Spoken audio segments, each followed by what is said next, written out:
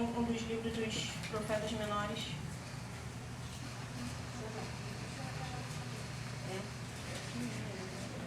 Acho que é um antepenúltimo.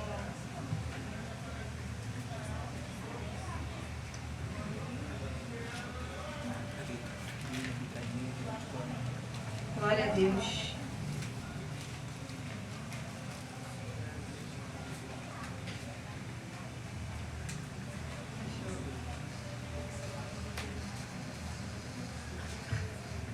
Amém. Tem, acho que uns 2 meses atrás, Deus tinha me dado essa palavra, mas eu até então não tinha entendido por quê. E quando o pastor me incumbiu de trazer a palavra, a mensagem do Senhor para a igreja, Deus me trouxe à memória essa passagem, eu lendo, relendo, e eu entendi o que Deus queria dizer comigo. Porque se a palavra não nos confrontar primeiro, tem alguma coisa errada. Então essa palavra confrontou muito dentro de mim.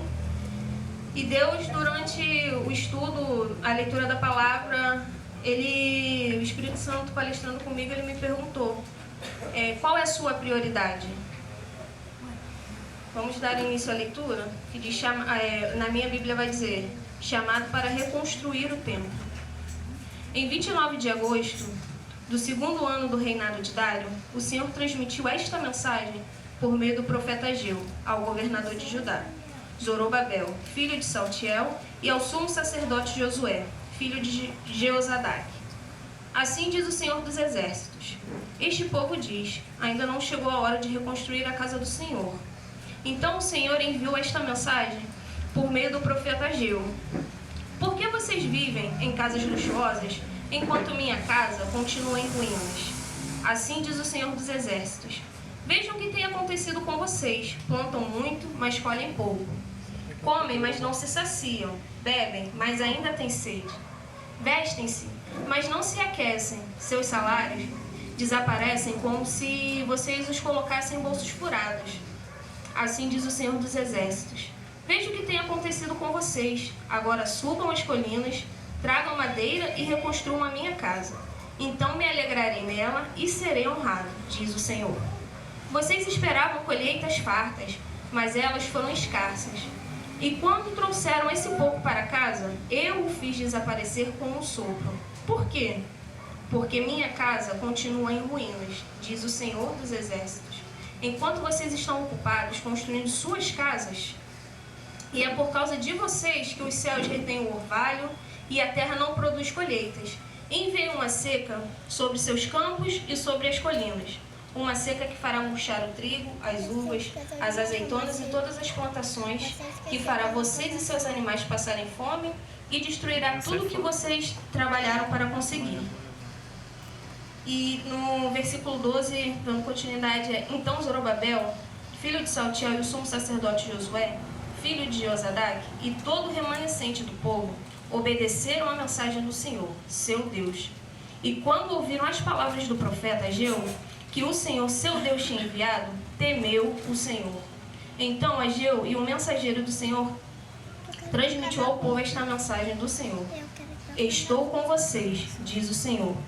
E o Senhor deu ânimo ao governador, ao sumo sacerdote e ao remanescente de todo o povo. Então eles começaram a trabalhar na casa de seu Deus, o Senhor dos Exércitos, em 21 de setembro do 2º ano do reinado de Dário. Muito me chamou a atenção nessa palavra. O livro de Ageu, ele fala sobre o período pós-exílio, onde Zorobabel, ele foi... O rei Ciro, ele elegeu Zorobabel como governador de Judá e Josué como sumo sacerdote. E depois de 70 anos, se eu não me engano, do povo de Israel no exílio da Babilônia, Deus veio através do rei Ciro e libertou o povo. Uma parte decidiu ficar. A cidade estava em ruínas, estava destruídas, e assim que eles chegaram, o primeiro pensamento deles foram: vamos reconstruir o templo de Deus. E assim foi. Passou um tempo, eles começaram a reconstruir, quando eles lançaram os primeiros alicerces do templo do Senhor, do novo templo do Senhor no chão, na terra, começou-se uma... como eu vou dizer? Fugiu o nome. Opositores, os inimigos de Judá, não ficaram felizes, contentes com aquilo e começaram, vamos dizer assim, um complô para poder paralisar a obra do templo. E enviaram cartas aos, se eu não me engano, acho que eram imperadores do oeste do rio Eufrates, dizendo que, perguntando se eles iam permitir que eles retomassem a reconstrução do templo de Deus, já que Israel era um povo rebelde, e se eles levantassem o muro da cidade, eles não poderiam mais ter acesso à cidade, que eles não iriam pagar os impostos e por aí em diante. Essa primeira passagem vocês podem encontrar no livro de Esdras e Neemias, é onde fala mais detalhadamente nessa primeira parte. E nisso, tanto que eles fizeram oposições, samaritanos e tudo mais, e eles conseguiram paralisar a obra de Deus. O povo foi enfraquecendo da fé, foi deixando as coisas de lado e começaram a se preocupar mais. Eles foram invertendo a sua prioridade. Eles começaram a buscar primeiro as coisas da terra, terem casas bonitas, ter uma cidade bonita, terem roupas bonitas, e foram se esquecendo de buscar as coisas do reino, foram se esquecendo de buscar ao Senhor. Eles ficaram nessa prioridade invertida por um período de 15 entre 17 anos. Foi onde o Senhor manda Ageu ir falar com eles, porque o Senhor já não estava se agradando mais daquilo. Enquanto a cidade estava ficando bonita, estava tudo belo, as casas bonitas, com os melhores painéis, feitas das melhores madeiras, a casa do Senhor continuava destruída. O templo naquela época representava a presença do Senhor, aonde ficava a Arca da Aliança, aonde eles faziam holocaustos para o Senhor. E Deus ele fala que ele vem através do profeta e fala, este povo diz, ainda não chegou a hora de reconstruir o templo. Eles sabiam que eles tinham que dar continuidade à reconstrução, mas o que eles faziam? Eles davam desculpa, foram dando desculpas e desculpas, que ainda não era o tempo, que ainda não havia chegado o tempo, e anos foram se passando, e mesmo assim ainda não chegou o tempo de reconstruir o templo do Senhor. Nós temos tempo para fazer tudo, temos tempo para tudo, mas às vezes, não creio que nós aqui, mas as pessoas de fora, eu creio que o tempo que nós temos, nós dedicamos ao Senhor. Quando podemos estar na obra, a gente vem, dedica o nosso tempo ao Senhor.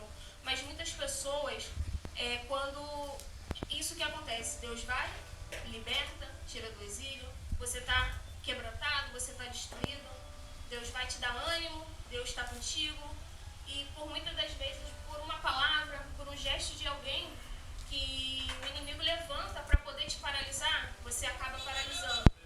E aí você vai desanimando, você já não vai orando mais como antes, você já não vai mais pro culto como antes, você não busca mais Deus como antes, e daí você vai desanimando.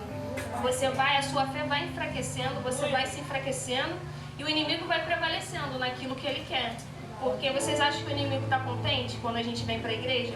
Quando Deus nos dar alguma coisa, Ele vai fazer de tudo para nos paralisar. Ele vai fazer de tudo para que a gente não alcance a nossa bênção. Ele vai fazer de tudo para que a gente não alcance o reino dos céus. E foi assim que foi acontecendo. Por muito tempo, eles se esqueceram de reconstruir o templo do Senhor. Eles sabiam, mas para eles ainda não era o tempo. E quando seria o tempo?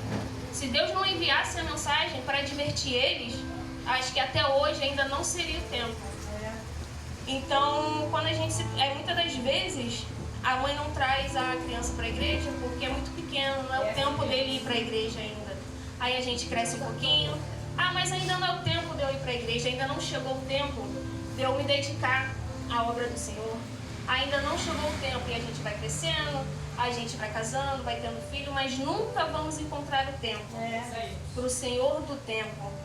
Então, a gente sempre vai inventando uma desculpa. Porque eu tenho que cuidar da casa, porque eu tenho que cuidar do marido, porque eu tenho filho, o filho vai atrapalhar o culto. E não é assim. Deus, ele vai nos dar força, vai nos dar ânimo. A gente tem que saber aprender a administrar o nosso tempo com as coisas de Deus. A nossa prioridade tem que ser as coisas de Deus. A palavra vai dizer que buscar primeiro o reino dos céus e a sua justiça dos demais será acrescentada. Glória a Deus, aleluia. Nesse caso aqui, eles estavam primeiro procurando as coisas da terra. Estavam procurando os tesouros da terra, se esquecendo de buscar as coisas de Deus. E o demais não estava sendo acrescentado em suas vidas. Eles tinham de beber, eles tinham de comer, eles tinham de morar, tinham de vestir. E mesmo assim eles não estavam completos. Porque o que nos completa é o Senhor, é a presença de Deus na nossa vida. A gente pode ter pouco, mas o pouco que o Senhor dá, quando Ele é a nossa prioridade, é muito, se torna muito. Então temos que estar em constância buscando a presença do Senhor. Ainda é tempo de reconstruir o nosso templo. Paulo vai dizer que nós somos o templo do Espírito Santo. Então a cada dia nós temos que estar ali reconstruindo tijolinho por tijolinho, porque eu sei que nós somos falhos, nós erramos, mas temos que se arrepender dos nossos pecados a cada dia, buscar a ser melhor para Deus a cada dia. Temos que botar Deus como a nossa prioridade, não podemos esquecer, porque as demais coisas Deus irá acrescentar nas nossas vidas. Amanhã a Deus pertence, não devemos nos preocupar com o dia de amanhã. Deus fala na palavra, Deus fala conosco que não devemos, e o que a gente mais faz é se preocupar com o dia de amanhã. Deus vai prover, Deus vai prover amanhã, prover hoje, vai prover sempre nas nossas vidas.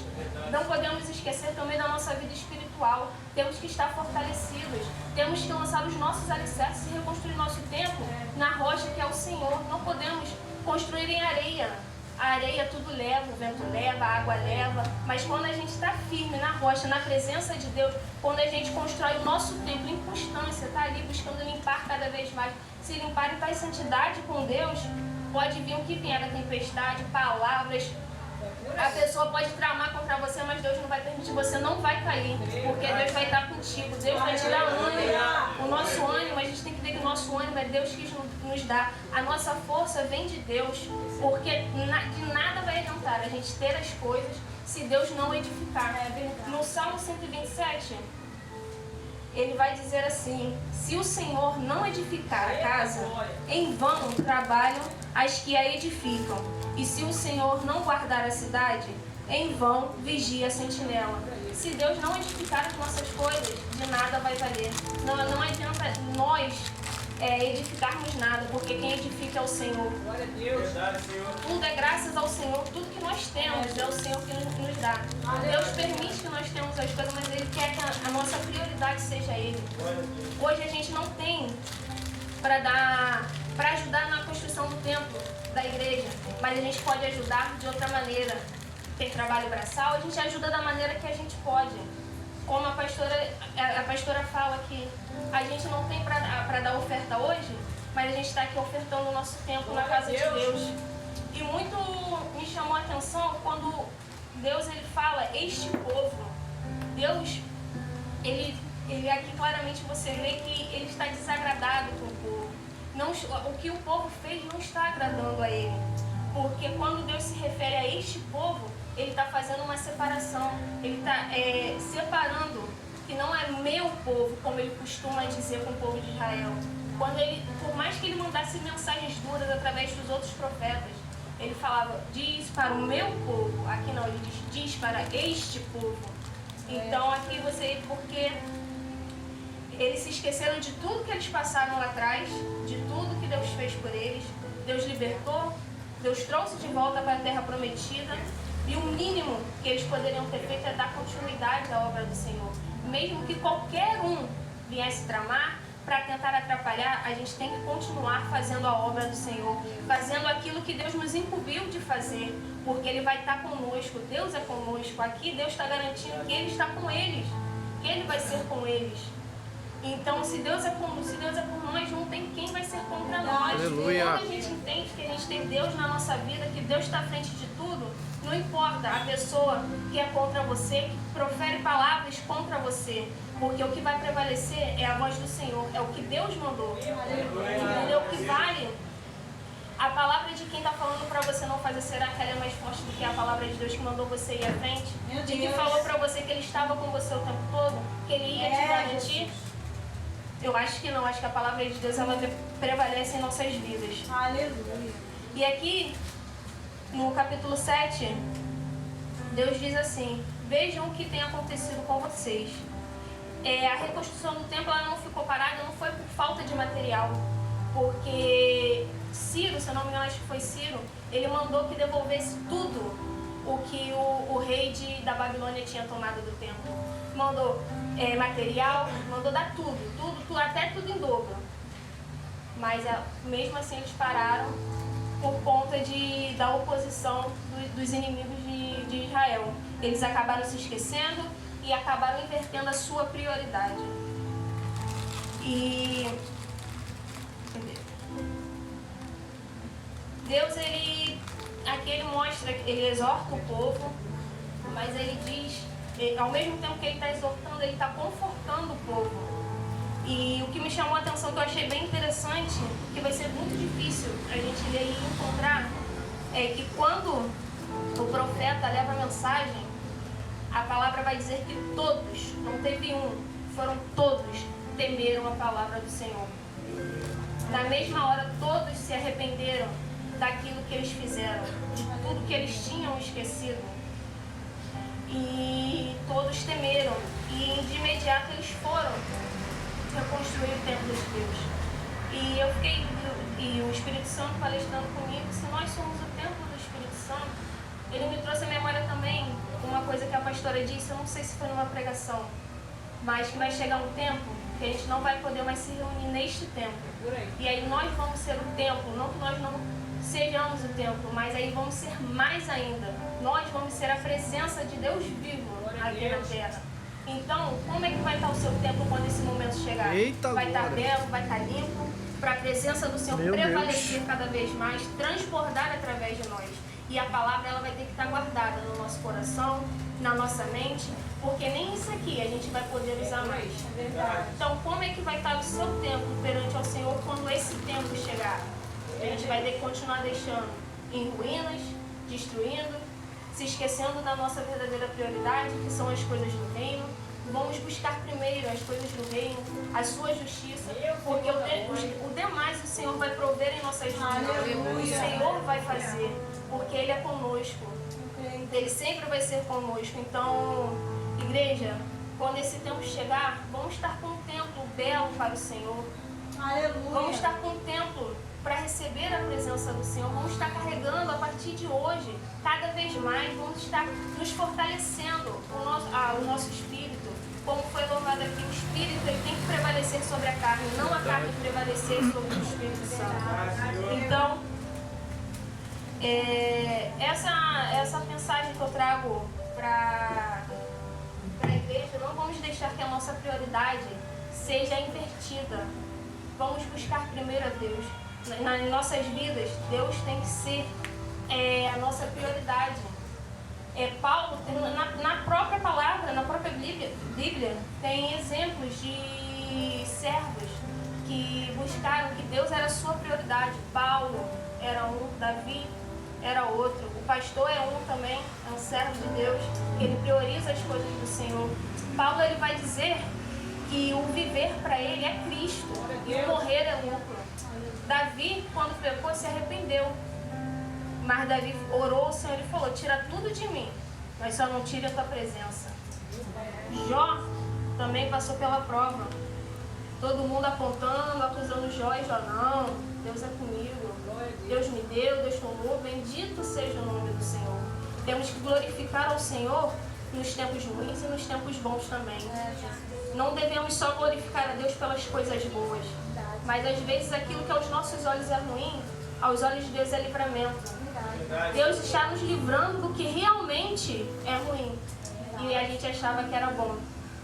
Então, Vamos ser, igreja, cada vez mais buscar mais ao nome do Senhor, se arrepender verdadeiramente, se limpar cada vez mais, para quando esse tempo chegar, o nosso templo, pois nós somos o templo do Espírito Santo, para o nosso templo estar belo, limpo para Deus. E assim eu agradeço a minha oportunidade. Glória a Deus.